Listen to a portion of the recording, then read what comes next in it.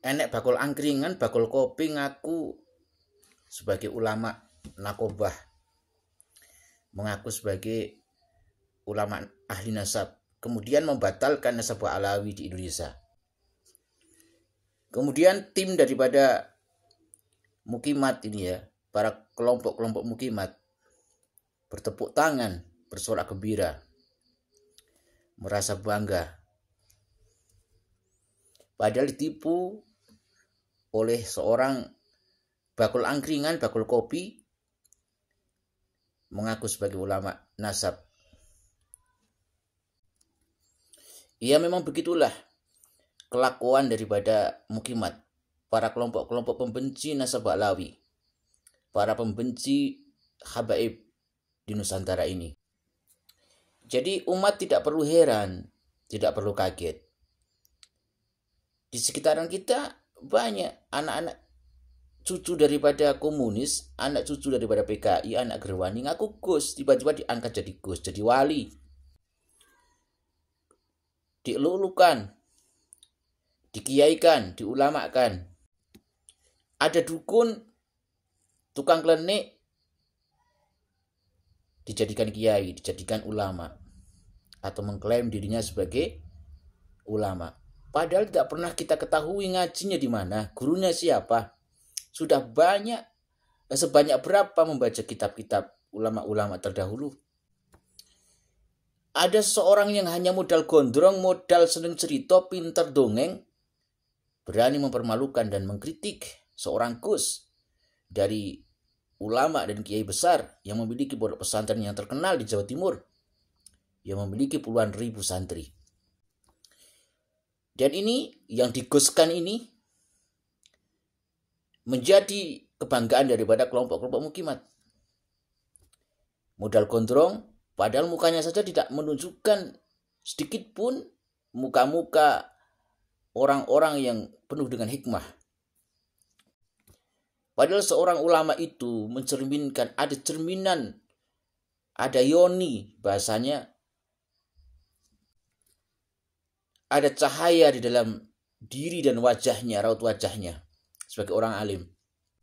Tapi orang ini yang diguskan ini, yang mengandalkan gondrongnya sama petita-petiti ini, kalau ceramah-ceramah selalu dongeng sana dongeng sini, ya, seakan-akan merasa dia adalah orang yang sangat paham sejarah, satu-satunya yang memiliki otoritas kebenaran di dalam mengetahui sejarah daripada Nusantara ini dan bahkan sejarah Islam. Lengkaplah sudah di kelompok Mukimat ini, di kelompok para pembenci nasab Alawi ini. Ada juga seorang germo yang sudah tidak laku mungkin dagangannya, atau dia mendagangkan diri sudah tidak laku lagi. Tiba-tiba dia pakai jilbab, dia berpenampilan seperti seorang ning, seperti seorang aktivis NU, seperti ibu-ibu muslimat, kemudian menciptakan sebuah lagu yang menghina, melecehkan, mencaci maki Habib Lutfi. Padahal yang namanya germo tetaplah germo, ya. Orang yang fajir, orang-orang yang hatinya kotor, akhlaknya rusak, meskipun diberikan pakaian jilbab, diberikan pakaian seperti muslimat NU, seperti Bunyai sekalipun, tetaplah yang namanya orang yang akhlaknya rusak akan nampak dari raut wajahnya, akan nampak dari pandangan matanya, akan sangat nampak dari apa yang keluar dari mulutnya. Tidaklah mungkin seorang kader NU yang dididik oleh kiai-kiai NU, yang dididik oleh ulama-ulama Nahdlatul Ulama, yang ngaji sejak kecil sama kiai, sama ustadz, ahli ibadah, taat, ya, kemudian dia menjadi penghina, pencaci maki para habaib. Tidak mungkin, tidak mungkin. Seandainya orang tersebut tidak mempercayai terhadap habaib ini nasabnya tersambung, ataupun tidak mempercayai bahwa habaib yang ada di Nusantara ini merupakan keturunan daripada Kanjeng Nabi Muhammad SAW, itu merupakan hak, silahkan saja. Itu adalah hak setiap orang. Jangankan tidak percaya terhadap para habaib keturunan Nabi, tidak percaya Nabi Muhammad saja itu urusan mereka, tidak percaya Tuhan saja itu urusan mereka. Yang jadi masalah adalah mereka menunjukkan sikap arogansinya, penghinaannya, ya, menuduh, memfitnah, menghina, menuduh para habaib ini penjajah, ya, menuduh Pak Alawi ini sebagai penjajah di negeri ini. Ada juga yang sering seliweran di beranda media sosial, orang yang rambutnya gondrong, mukanya muka dukun, sepertinya ini dukun yang sudah tidak laku mungkin, ya. Dia seringkali mengatakan bahwa kalau mengatakan Habib itu adalah Habib tukang dobol, ya, tukang ngapusi istilahnya lah, ya.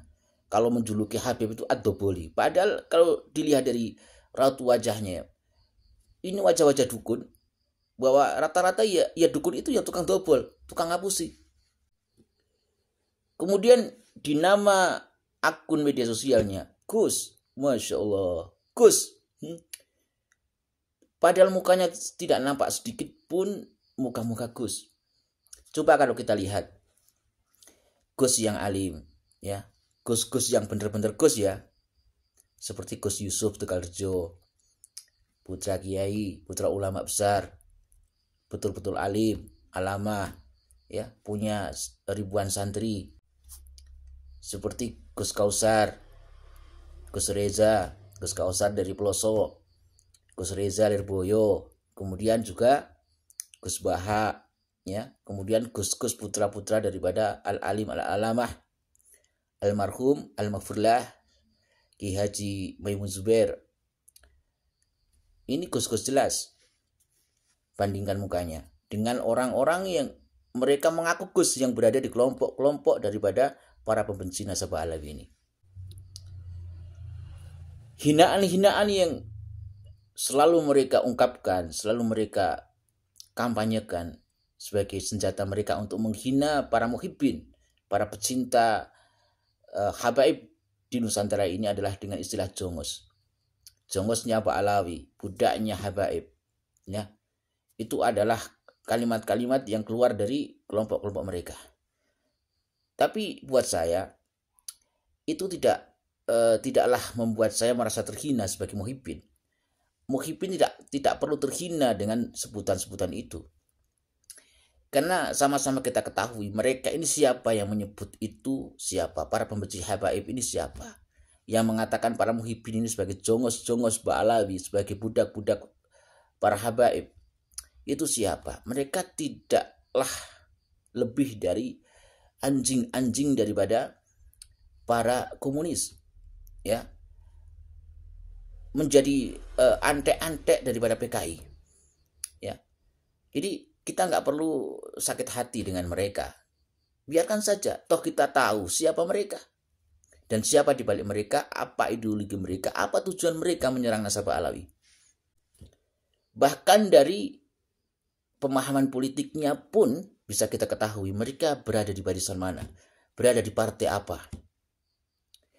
Terus tokoh-tokoh yang berada di belakang mereka ini siapa saja. Saudaraku kaum muslimin dimanapun berada, tidak perlu kita gentar, tidak perlu kita risau, tidak perlu kita merasa bahwa kita ini terdolimi, tidak perlu. Kita ini meyakini apa yang berada pada diri kita, insya Allah kita berada di jalan yang benar. Ya, kita bangga dengan Islam, kita bangga dengan syariat Islam, ya. Kita bangga dengan Indonesia ini, kita bangga dengan ulama-ulama Nusantara. Bahkan kita dididik oleh ulama-ulama Nusantara, ulama-ulama pribumi, ya, untuk tetap menjaga persatuan, menjaga kesatuan, untuk saling mencintai dan menyayangi sama kaum muslimin. Jadi jika ada seorang yang mengaku, ya, berbungkuskan ulama, berbungkuskan Gus Kiai, tetapi mereka mengajarkan rasisme, mengajarkan kebencian, permusuhan, ya, sesungguhnya mereka bukanlah ulama. Kalaupun mereka ulama, mereka adalah ulama yang sudah menjadi bukan warasatul anbiya, tapi menjadi warasatul iblis, menjadi pengikut-pengikut daripada Fir'aun. Mari kaum muslimin tetap menjaga ukhuwah Islamiyah kita, menjaga akidah kita, tetap menjadi Islam ahlus sunnah wal jamaah. Wallahu a'lam bishawab.